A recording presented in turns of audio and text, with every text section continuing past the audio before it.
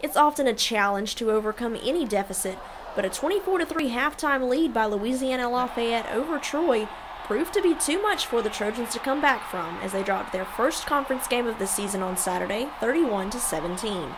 But while the score may indicate a lack of offensive production, Troy outgained the Ragin' Cajuns in total offensive yards, but penalties and turnovers were costly.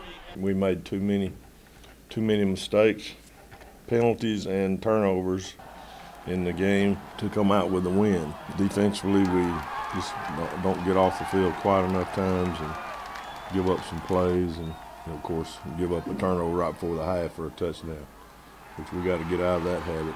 And that habit Blakeney is referring to is throwing interceptions. Quarterback Corey Robinson has thrown an interception in each game of the season and an interception for a touchdown twice this season. And Robinson knows that he and his team are capable of playing better than they have so far. You know, I feel like we are a talented football team, which we haven't shown yet, but I do feel like, we're talented enough to, to compete with anybody. We just have to play better and to play smarter out there on the field. And playing smarter means less penalties. The offensive line for the Trojans was only flagged for 9 penalties through the first 4 games of the season, but nearly doubled that number with 8 penalties in the game Saturday.